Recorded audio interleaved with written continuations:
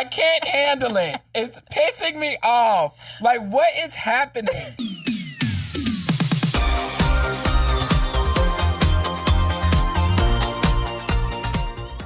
All right, Kalen. Hey. To be Celebrity Truth or Dare. Yay! I'm so excited. I've been literally counting the days. Your energy is so infectious, like through the screen. And I don't know, I've been a fan of yours for quite some time. Well, thank you. I appreciate you. I'm honored to be in the presence of a queen. Okay, crown me. Period. Yes. So, you're originally from Kansas City, Kansas. That I am. What was that like growing up there? Well, the first question is, you live in Canada, so what do you even know about Kansas? Okay, I know about Tornado Alley. Oh, okay. I know about the tornadoes. Okay. I know about Kansas barbecue. Okay. Okay, that's two things. I know about Dorothy. Yes. Okay, that's normal. Click your heels three times. Click your heels three times. Yes. But I think those are like the main three things that I know about Kansas. Got it. Yeah. Got it. Okay. Well, I was talking to somebody yesterday. I was at the grocery store, and somebody was talking about my accent. And I was like, oh, yeah, I'm from the country. And for some reason, a lot of Americans don't know where Kansas is. I guess they didn't take geography or something. But every time I say I'm from Kansas, they're like, oh, is that in the South? And I'm like, no, that's the Midwest. Oh, but like, wow. because it's like the South is like Louisiana, Texas, like those states and coming up. But Kansas is the Midwest. It's directly middle of right. That's why they call it the America. heartland, Yeah. because it is in the middle of the United States. So, but I think what's interesting about Kansas City specifically is that it's very metropolitan. Mm-hmm. But Kansas City is also a very wealthy city, And so the way that it is marked up as though Kansas City is also one of the most segregated cities in the United States. Interesting. So like all the black people live together and all the white people live together. And I grew up in Wyandotte County, which is one of the poorest counties of Kansas, but also the most urban. Mm-hmm. So all the black people live there. Like when I talk to people and they're like, oh, I never had a black teacher growing up, I'm like, that was not my case. My first black teacher was my second grade year, Wow. And actually my first grade teacher was black. So like I was always used to being around black people. Yeah. I love hearing everyone's experience, no matter what skin color or what nationality. It's like, what is it like being you? I think the thing about me is I've always been who I am. Mm-hmm. I am naturally, as just myself, more flamboyant, more animated, a little bit more up in the light rather than in the darkness or on the ground, Yeah. And so it was never necessarily like a coming out like, this is who I am. It was always kind of just like, I always considered that part of my life to just be a part of who I was. Mm-hmm. And I never saw it as like, well, people need to announce it or say it. And I kind of just stood 10 toes down in everything that I was, if that makes some sense, So there wasn't really like a coming out. Yes, eventually there was like a formal saying, like a press release, but that was more so just so that there wasn't anybody questioning or wondering, even though I didn't think it was necessarily something that was like a mystery. Yeah, exactly. So but it felt like at that time, and that was more so when I did have like a formal coming out, I was on my way to speak at a youth summit that was for queer kids. Mm-hmm. And I felt like I needed to come out more so for them, so that they knew that I was standing in solidarity with them and showing them that it doesn't matter when you come out, you know what I mean? Or even if you feel like you don't want to or that you need to, but I do think that it is liberating. Mm-hmm. I do think that you become a different person, because sometimes I always say it's like coming out is not for the people around, it's for yourself. It's for you. Yeah, it's for you. Yeah. It's more for you to come to terms with who you are and accepting fully who you are, because I believe that's the only way that you can really, fulfill your destiny, is if you accept everything about you, flaws and all, so that you can become who you're meant to be. They say know thyself. Yeah. That's where that comes from. There you go. Yeah. And you always do it whenever you feel like it is your time. Exactly. No pressure. No. No pressure with that. No. Yeah. But I think it's scary. It is scary. Yeah, I think that goes far beyond coming out. I think that goes with any type of person that has a big dream or an ambition. I made a video a couple weeks ago and I was like, this is for the big dreamers. You have to be prepared to be lonely. Mm-hmm. You have to be prepared to be misunderstood. You have to be prepared for nobody to root for you until it happens. Mm-hmm. And I said, and that's the price of a big dreamer. Yeah. Because what you are trying to accomplish, nobody else thinks is possible. And so you have to believe in the impossible, and you have to be willing to be uncomfortable. And that's the only way that you're going to make your dreams and aspirations come true. And you don't need the validation or the applause from somebody else to make that happen. Amen to that. Isn't it interesting how people that are in your circle, sometimes in your hometown or friends and family, they think that it can never be you because they know you? Or like, let's say you've met someone famous or you had a really cool experience. They don't always believe you because it's like, well, I know you, so there's no way that you know them, or there's no way you could do that. But they'll watch someone on TV or look at someone on their phone. They're a complete stranger and they believe in them. Isn't that crazy? Well, have you noticed that? Because that's just been my experience, and maybe it's just like too good to be true, or like maybe it's behind they call it the red velvet curtain, like the people on the other side. Like maybe that's where that's coming from. I get it, but for me, that was not my experience. People believed in you. Absolutely. See, like where I am today, if you ask anybody that knew me growing up, they would tell you that they are not surprised. You see, that's like one question I had was, because I read up that you had this crazy amount of confidence growing up, and that comes from something, or people in your life that can instill that in you. Was it your mother? Like, who was in your life putting that into you? You're not gonna like this answer, but I truly believe that I was just born that way. I truly believe that there are certain people on this earth that are destined for something specific.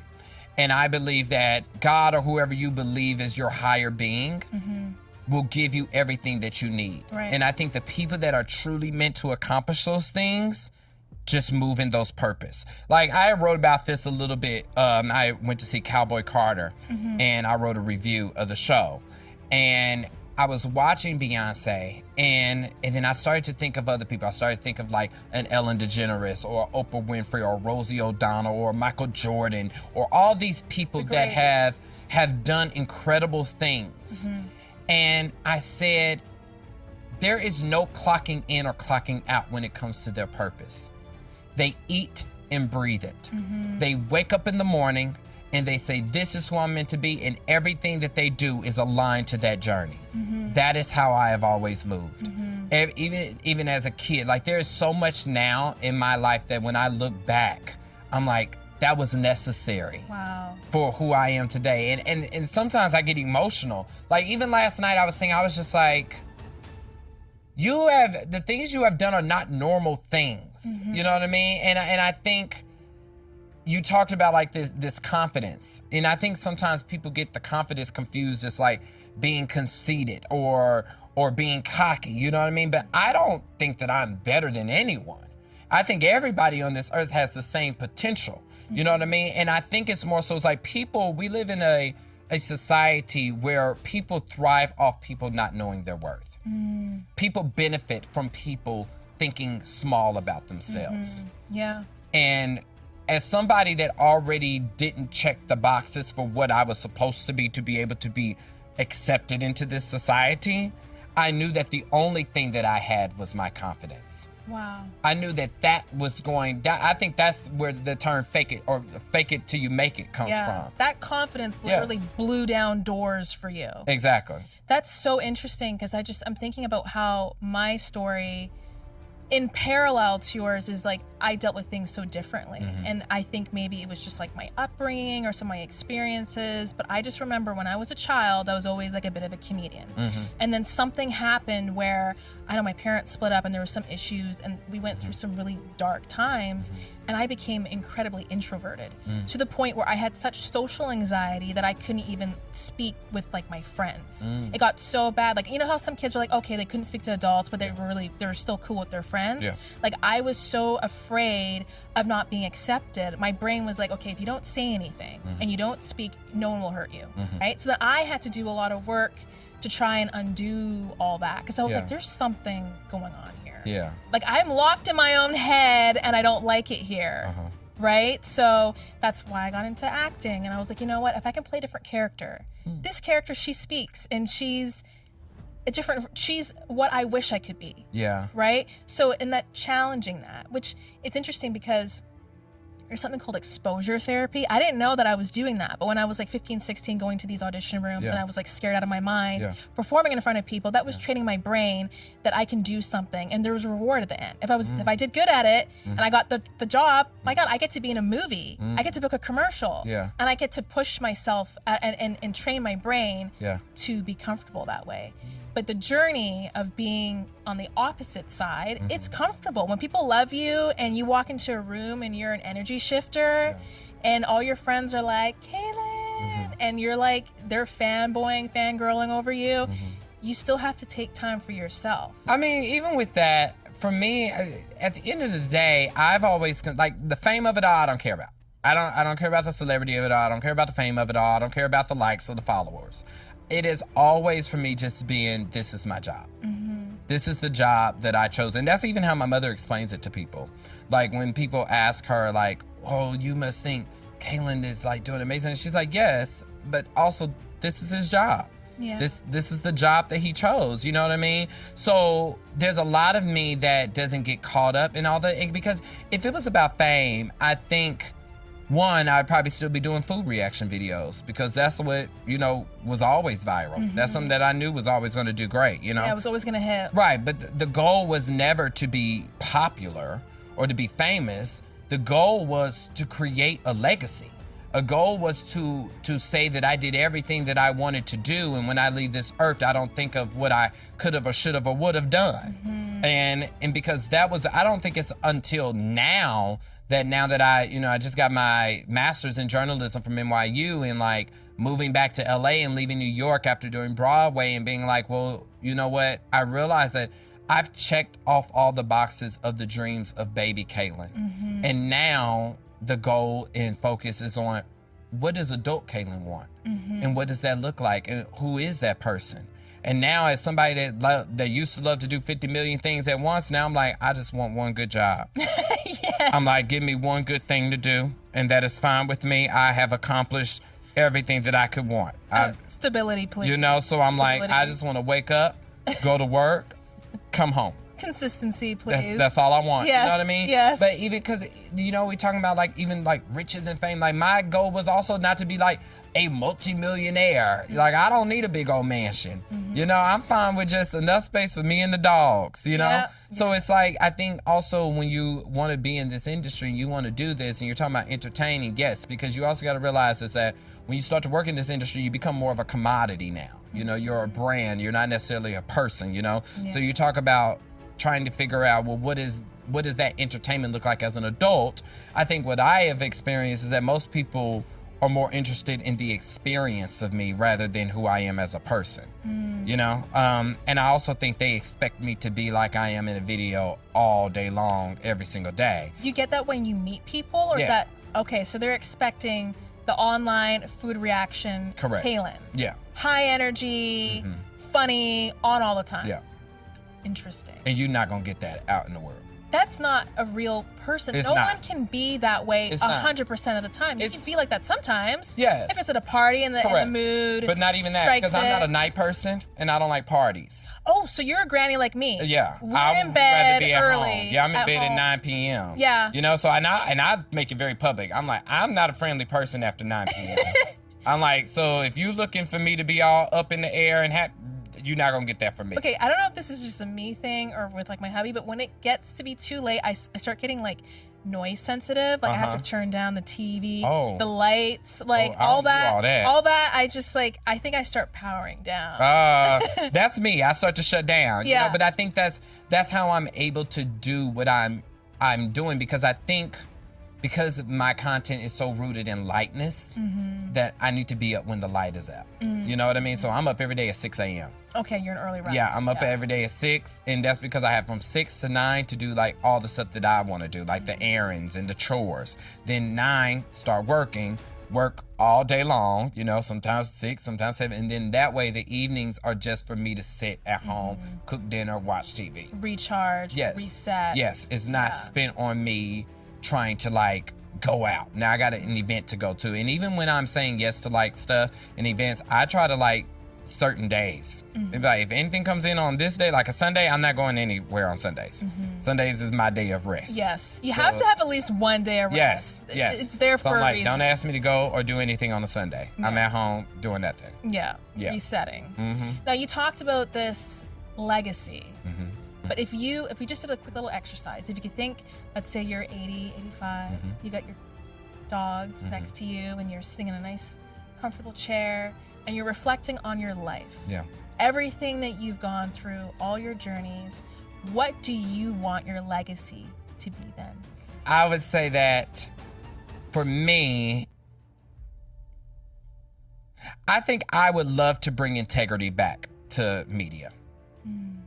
I think with the rise of social media, as somebody that has benefited from it and the way that we have now become siloed in the way that we take in entertainment, I think we have gotten accustomed to it being quick and easy and not necessarily good. And I think we are mistaking popularity also as good. Right. You know what I mean? Just because something is popular doesn't mean that's good. Like I was on a call the other day and we were talking about, like influencers for a project. And somebody was like, well, we have a list. And I said, well, I need to review that list. And they were like, well, we have some people, they have great following. I said, just because somebody has a great following does not mean that they are good on camera. And I think that's the kind of stuff that I want to bring back. I want to build a media empire to where I am employing journalists to create some type of like news network or something like that is rooted in the talent first and the popularity last. You know what I mean? Telling real stories from real people. Yes. Yeah. Because I think that's what made the Oprah Winfrey Show so good. Yeah. You know what I mean? Or like when I think about music, and I was listening to some music and I'm like, listen to like these background, like even the people that couldn't sing were good.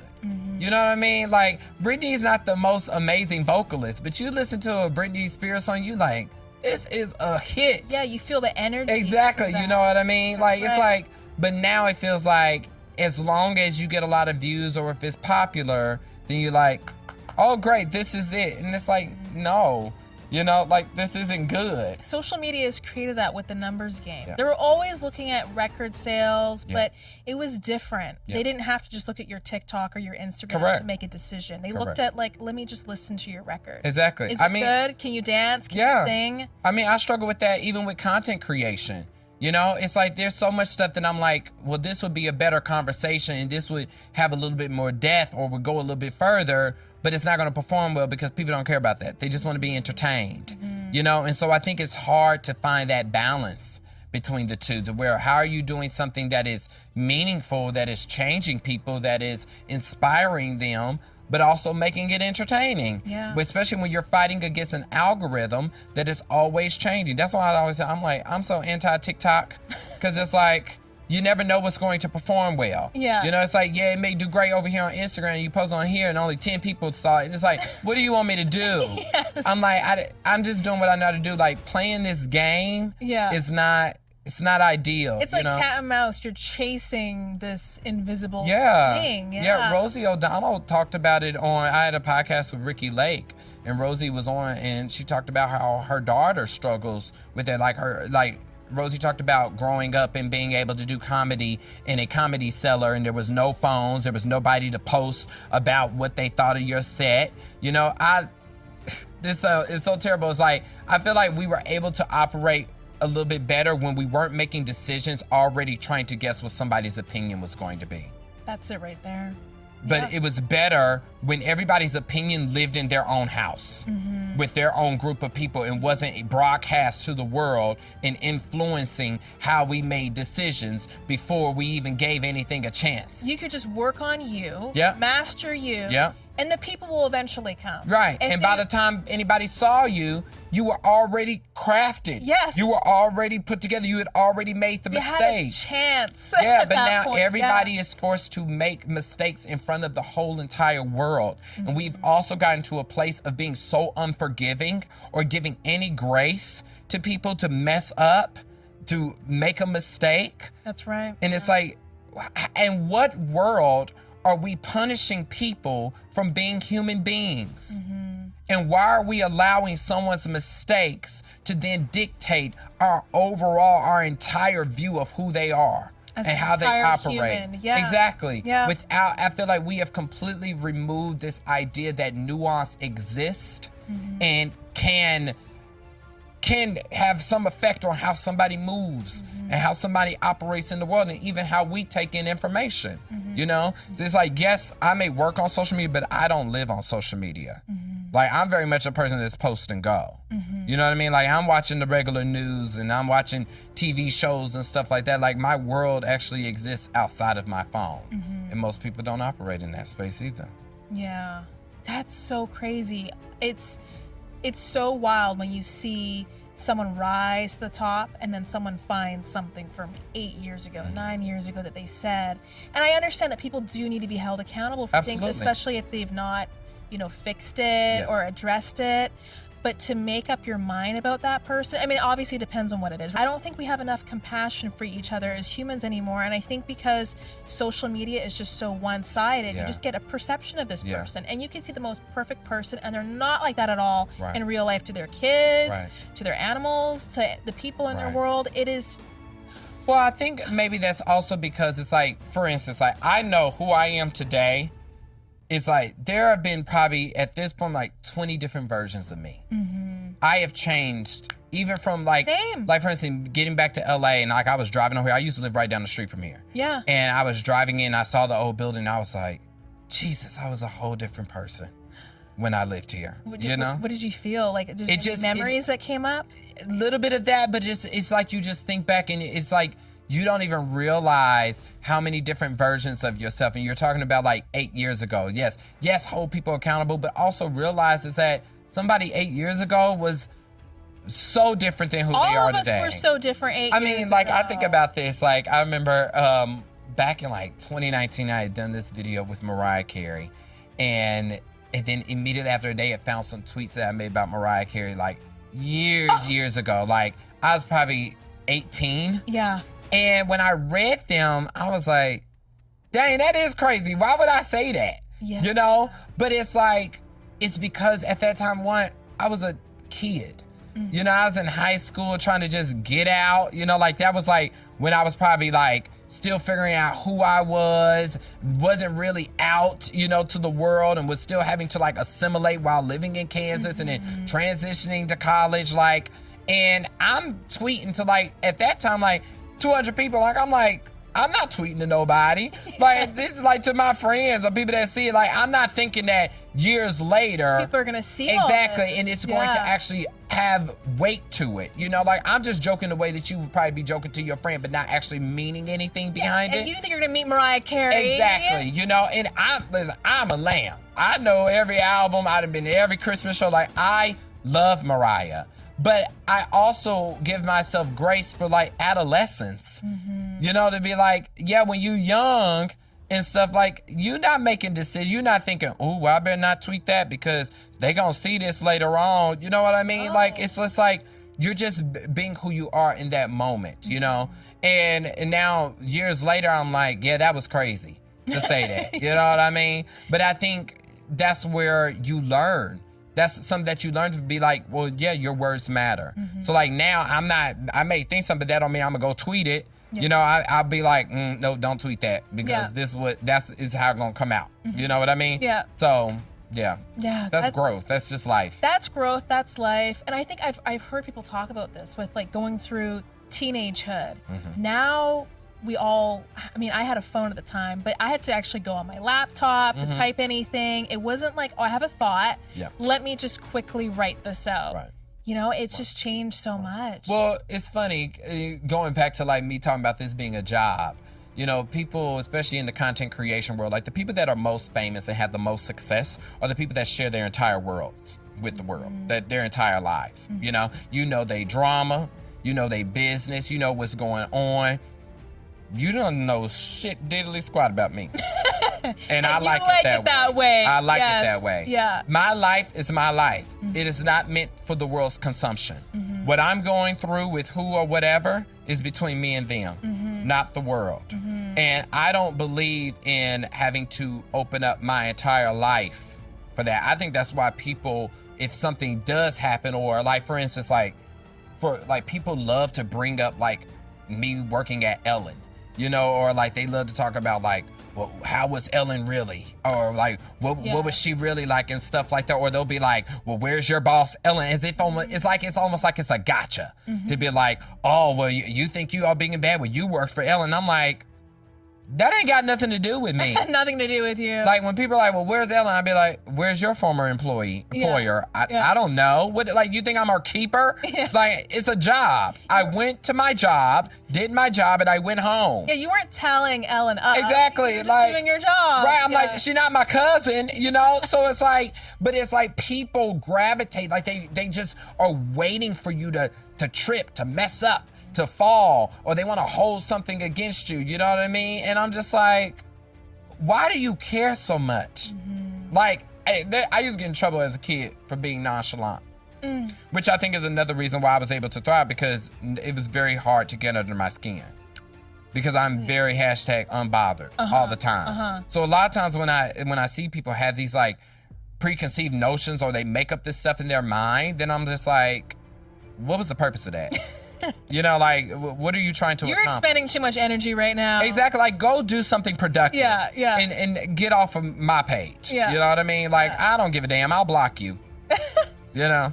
Blocked. Okay, and ain't got no problem. Not losing no sleep. I don't care. People on Facebook like, I'm so sorry, I have to unfollow you now. Okay, there's 3.6 million other people here. Boo-hoo.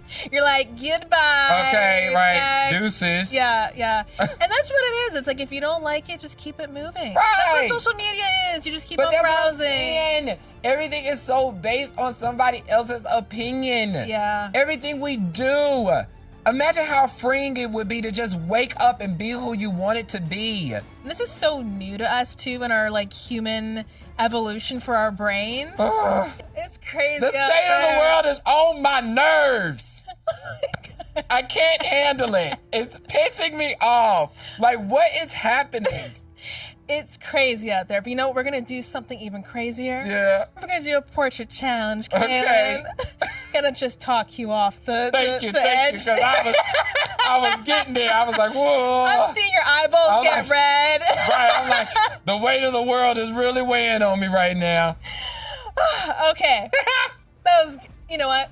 That was a good conversation. That was amazing. And I think the lesson here is that we need more human connection. That's what it's all about.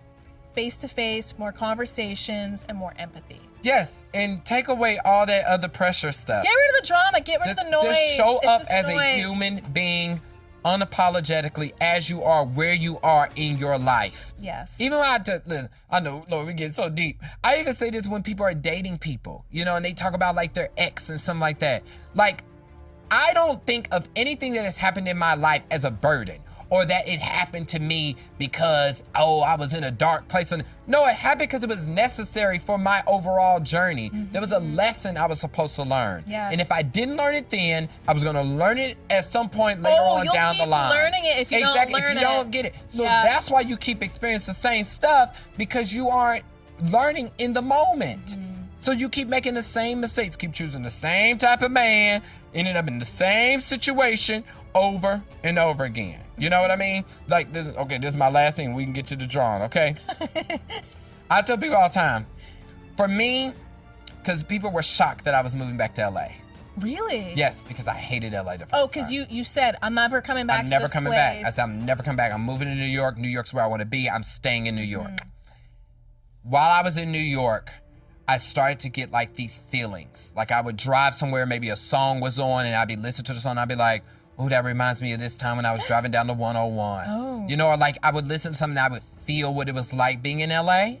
And then after I did Broadway and after the graduation, something in my spirit, and it actually had been cooking up for about a year, was like, you need to go back to LA. I just heard it as a voice. Wow. That's all I heard. And let me tell you what the lesson is in this. Is after Broadway, and a little bit before Broadway, work got really hard. There was no work coming in. Funds were dwindling down. I was having to make $1 out of 15 cents. I was like, what is happening? I've never experienced this in my life.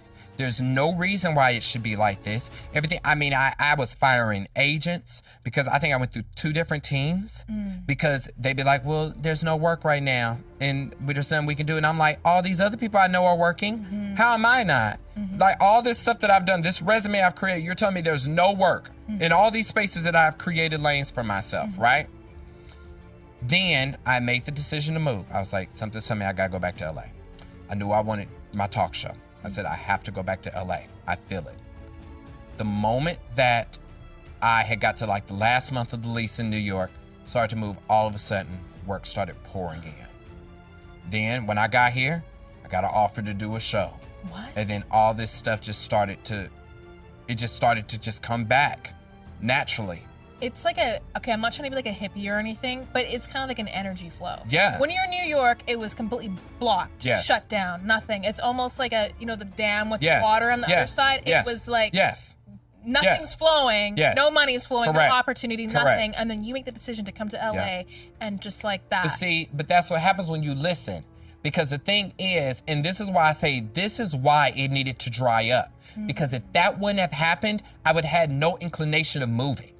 I would have never left New York because why would I leave something that's working? Yep. So God had to stop it, had to put a pause on everything to be like, the only way you're going to make the move that I need you to make that's beyond what you think is right for you is if I make what you think is supposed to work impossible. Yeah, God has to make it so uncomfortable that you are that like, I have to move. Something has to change. And so then I did that and I listened and I was obedient and I paid attention to what was being told to me regardless of what I wanted for myself. But I did what I needed to do for the future self. You know? And Kalen, so now I'm so grateful that like I listened to that. Yeah. I almost want to cry. I love that. I love when people are following their purpose. Yeah. And your light is shining and it's shining bright. Yeah. And you're going to you've already, in your own way, you have just changed lives. Even if it's just for 30 seconds, someone, you know, laughs and you make their day. Yeah. And there's people out there, I'm telling you, like millions of people out there that go to your page and they might be having a hard day or they're going through a divorce or dealing with loss and you make them smile. Yeah. That is a gift. Well, that's the whole purpose. Never lose that and keep on shining. I love that. Thank you. I love you. Thank you. Yeah. Today's episode is brought to you by Vinted. Please tell me I'm not the only person who's looked in their closet and seen clothes they promised to wear again, and months later, they're still sitting there. Look, I've been trying to get better about clearing things that I'm not wearing anymore. Because if they're only taking up space, I might as well give them a second life and make a little extra money in the process. That's where Vinted comes in. Vinted is a secondhand app that makes it easy for sellers like you and me to sell pre-loved fashion. Listing on Vinted is quick and simple, and there are no seller fees, so you actually keep what you earn. And once something sells, Vinted creates a prepaid shipping label for you. So that takes one thing off your plate. So if your closet could use a little more breathing room too, go see what's hiding in there. Download the Vinted app for free and start listing. With no seller fees, you keep every dollar you earn. And for a limited time, enjoy free shipping in the US on Vinted. Now, let's get back to the show. All right, let's get this drawing done. Yay. All right, we're gonna do a 60-second portrait challenge. I've got yours. Beautiful. Okay. And I've got some little markers here. So I've got a black one for you. Okay. And then I got some different colors that we can use. I don't know if you want like any reds. I need some pink. You need some pink. We drawing each other, right? Yeah, we're drawing each other. Okay. So I'm drawing you, you're drawing me. Got it. And then we'll swap, and then you'll take mine home, and then I'll take yours. I'll put it up in my office. I do that with everybody. Okay. Let's see. No, I don't think I need any different colors. Unless, this is. How much time I got? We have 60 seconds. Okay. So Eric's We ready? Time it out. So you're going to turn towards me a little bit. So you can get the look? Yeah. Okay, you're mapping it out. Yeah. All right, hang on. I see it. Don't start just yet. Don't start just yet. This is going to be so much fun. Okay, tell me when you're ready. Okay. You just let us know, Eric, whenever. Okay. I'm just gonna say this right now. I'm not the best sketch artist. I didn't say I was a damn Picasso. Okay, we're on the same page here.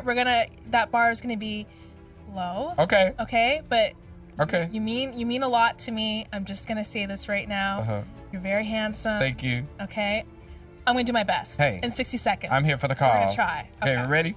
Ready? Okay, go. Go.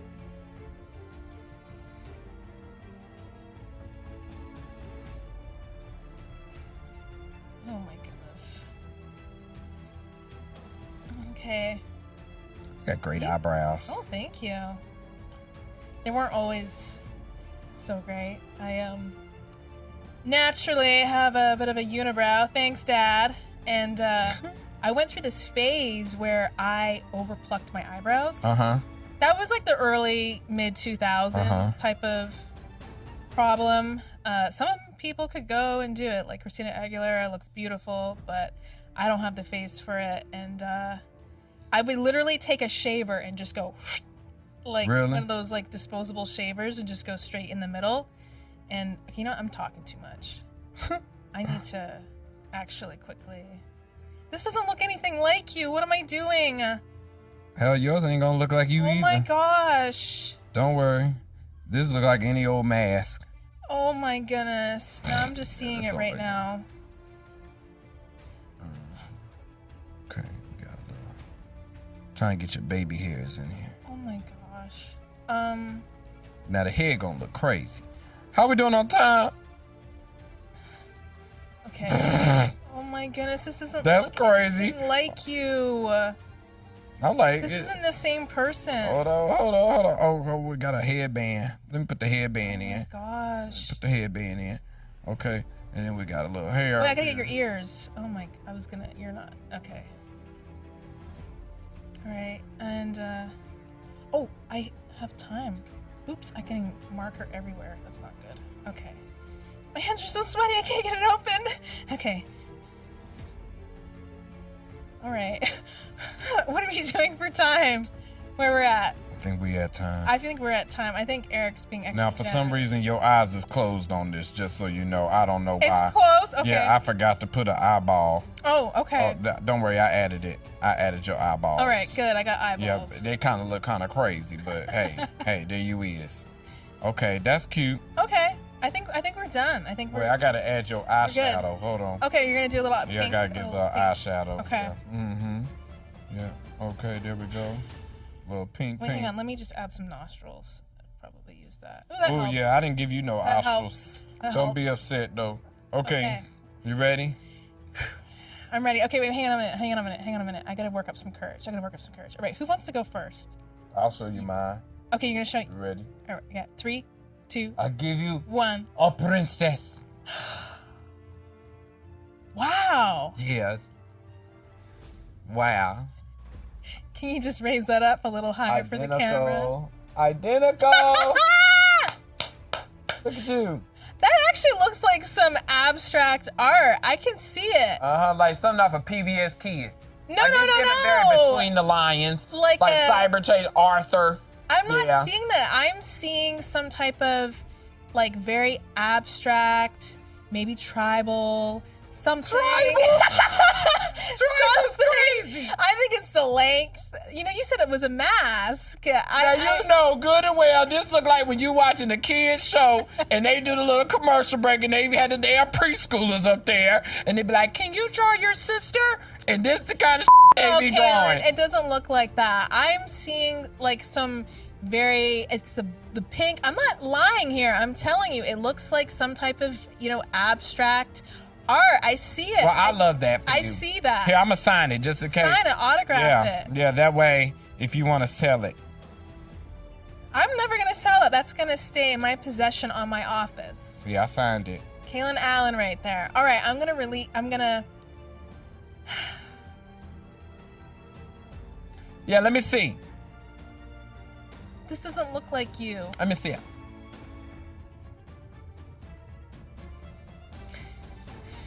What's wrong with my chin over there? What? Look at that chin. That chin way down there than the other side.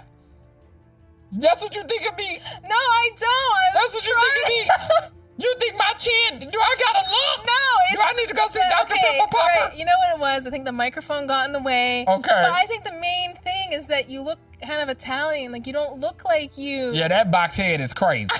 Now, I do got some big ass ears, so that's good. Lips is red as hell. You got my ingrown hairs for my cheekbones on there. That's good. It's cute though. It's cute. I like it. Yeah. I see it. I see the vision. There is some vision there, but we gotta just work on the chin. You need some, like, I look like I gotta crayons. had a stroke. There's the eyes. The right side of that face it's going through There's definitely some different levels to the eyes and the whole face. This doesn't do you justice. This side of my face is gone. You're way cuter than this. Thank you. I still think it's cute. We should name him. Not like, what should we name him? Kalidas. Kalidas? Kalidas. That's what I see. Kalidas. Yeah, with a K. Kalidas. Okay, Kalidas. Yeah, that's Kalidas. Not Colin or Kalen. Kalidas.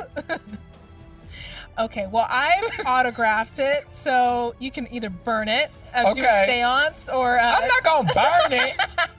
Here you go. All right. Wait, don't we need to tear them out? You can keep the whole thing if you want. What? If you like drawing. I know that's right. Y'all said on the way up from San Diego, we're gonna stop at this Michael's. We're gonna pick up this sketch pad. Try Amazon. Oh, well, hey, that order.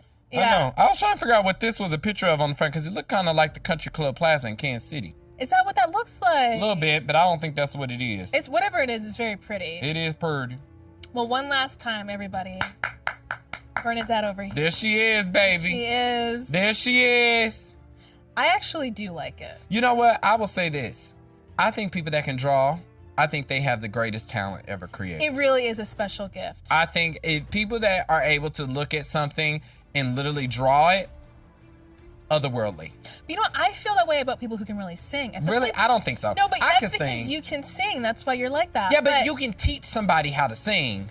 Okay, but you can also teach someone how to draw. But what I think is really neat is when people can sing like different, like Christina Aguilera, Britney Spears, they can sing different types of voices. Okay. And they can channel that and they can manipulate that. That is a gift. Oh, I get it. Yeah. Like how their speaking voice doesn't sound like they're singing, but like a Christina.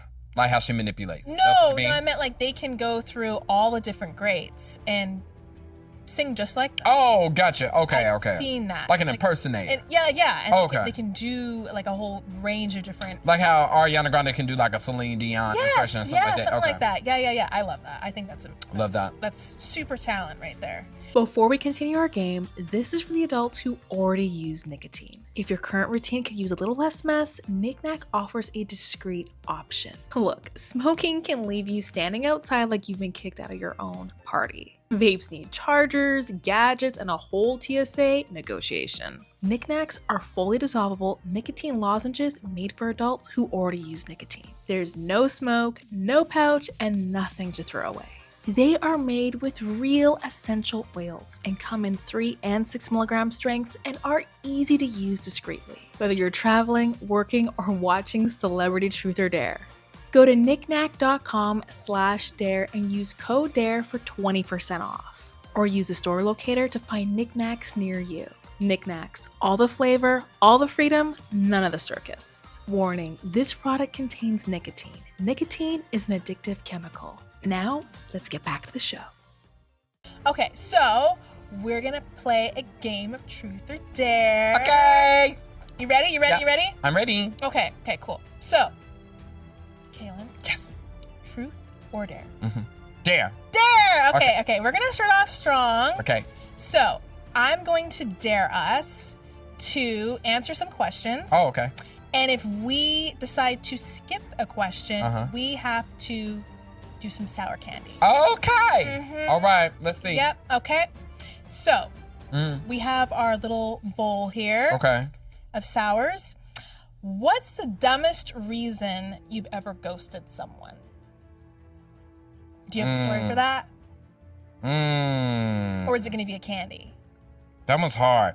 I would probably have to say, like, I'm the type person, like, you know, like, if you at dinner with somebody, you watch them eating, you'd be like, I don't like the way they eat. That's a trigger for you. Yeah. Like, it can be the smallest, pettiest thing. Is it like chewing too loud and slurping like spaghetti? Just like if you eating and you talking, or like, Just food or like coming out of people your that mouth. like, yes, or like people that will eat the whole thing and then complain about it, so they Oh. try to get it for free. Yeah. Like I'm like, That you don't like that kind of dark energy. Yeah, no, and I'm not a ghoster. I'm gonna tell you what I think. Okay. Yeah. Okay, you're gonna tell them and then you're gonna ghost them. Yeah, I'm gonna be like, thank you so much. Okay, I think I will answer this question. Okay. A little of a throwback. Uh-huh. This is like early dating years before I met my husband. How long you been married? I've been married, we got married this year, but we've been together for 11 years. Oh wow. But okay, so this was really funny. I went on a date. Okay. And this guy, he had really, really bad breath. Ooh. And he had this thing where he liked to lick like the ear, What? the neck. Girl, I was too and- nice and to it- say and you- anything. Oh my God, too nice to say And that. I let it. Girl, I'm what? Canadian. Now I know he It's was a smelling that problem. damn ear at the same time. I know he was smelling that ear and was like, that shit is funky, and I need to go brush my teeth. He was licking around the ear and the neck, and it was a whole thing. And basically, I remember like I went home and I was like, I need to immediately shower. Like this is bad. So I never ever spoke with him, talked to him ever again. It was too traumatizing. Didn't know how to deal with it. So yeah, that's my ghosted story. That ain't nothing but the devil. I remember coming home because we have a SkyTrain, which is sort of like a subway in Vancouver. I had the scarf on. I could just smell the breath. Oh, that's nasty. And it was all over the side of my head. Anyway, Absolutely not. next one. Have you ever sent a risky text and immediately regretted it? No. No? You've never sent anything once. And regretted it? No. Okay. Everything I said, I meant it. I love it. I love it. I meant it at the time. Now I regret it. That's kind of like early days. I would say like my teenage years. There Okay. were some things that It'd be like that. it'd be like that. Yeah. Yeah. Okay, what's the most awkward date you've ever been on? One time I went to this date and we were at like a bar and somebody came to like say hi. Someone was like visiting and he went outside and got in the car and was like gone for like 30 minutes. And I was What? sitting there like what is happening? And I eventually just got up and left. Yeah, it was weird. I don't know what the hell was going on.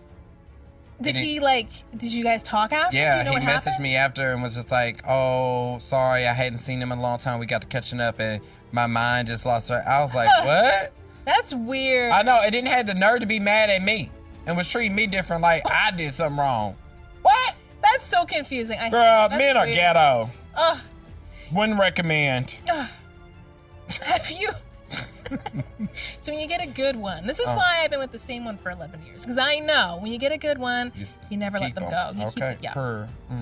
Have you ever accidentally stalked someone too hard online and liked an old photo? No, because I got burner accounts. Oh! So when I do my snooping, you're not going to know it's coming from me. Kayla, oh my God. Well, that's how you keep tabs You on people. thought of everything. Oh, yeah, I'm Olivia Pope. Oh my. You didn't know that? I didn't know that. Yeah, I don't put that job on my resume. Yeah, I don't want people to know all my business. Oh my. Oh, yeah, I can find out some information. Do you ever comment underneath other people's posts as like you On the burner? On No. the burner? No, the burner never interacts with it. Oh, okay. It just watches. Yeah, because I don't want you trying to trace nothing. You know, because sometimes it could be attached to like phone numbers. And they could try and Yeah. tap into Yep, that. no. Some like FBI with the numbers and you're like, I'm not trying to call any trouble here. You would never know. Oh. Okay. All right. Have you ever Damn, I can't even pretended? get this open. I know you're prepping. That's actually smart. Have you ever pretended to know someone famous just to seem cool? Because I actually knew them in real life. Oh, okay. Check that, boo. I ain't got a fake baby, okay? Oh, no, that's right. You know, I've never had to pretend, but I think I've had it where I've actually was telling the truth and people didn't believe me. You know what's so funny? That's the opposite problem. I was at Cowboy Carter the other day, the last show in Vegas, and so you know they got like the celebrity section. Yeah. So up there was Tyler Perry, Oprah, Khloe Kardashian, Kris Jenner, Chris Gamble. Ain't that his name? Yeah. And then I think those are, and Gail. And I know Oprah, of course. And I've met the Kardashians like in passing. So I knew Khloe, and Khloe waved at me, but I was trying to get their attention so that I could go up there with them on the booth thing. But they couldn't see me because there was so many people and I was down there on the floor. And you were waving right, down. and I feel like people probably thought I was like fraud and like acting like I knew them, but I know I was trying to get the hookup. There is evidence of you knowing Oprah and having interactions. Yes, there is evidence. She gave you her blessing. She did. I love her. I love Oprah. I want to try this. Hang on. We're, in one Okay. second. Okay, we'll just do one more. All right. Have you ever? Okay, what's the most embarrassing thing that happened to you on camera? On camera? Yeah. Do you have an embarrassing thing that happened to you on camera? I feel like it wasn't that deep. But I would probably say we were shooting at Ellen and it was with Marshmello and Kane Brown. Okay. And Marshmello had just released his own line of actual marshmallows, and so we were gonna make s'mores.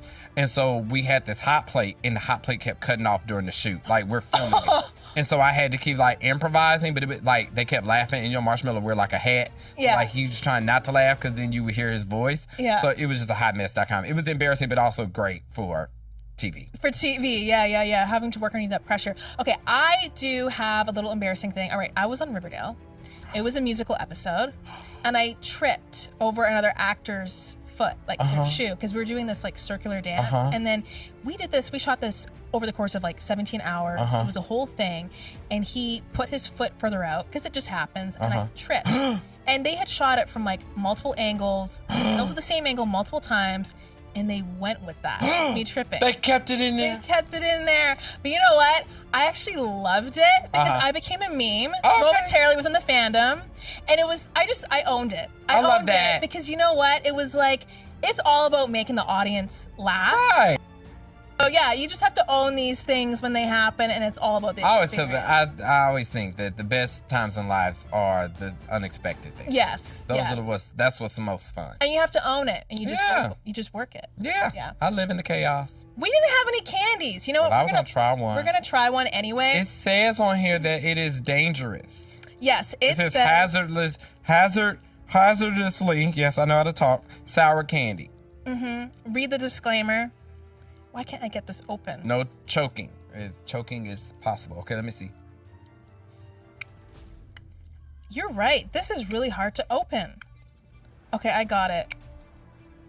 This ain't that bad. See, you probably have a really good tolerance. The lemon one is actually kind of nasty. Ooh, hold on. It does get more sour. Yeah, but it's not terrible. Ooh. Yeah, there you go. Is it stinging? Is it burning? No, it's just nasty. When does it turn sweet? Like in 30 seconds. 30 seconds. You can go gradual. You can start with just like a little lick, a little taste. Oh. You can suck on it. There we go. Sweetness came. But you can't swallow it though. Well, it's kind of hard to swallow. I gotta chew it, don't I? That's actually really good. Oh, wait a minute.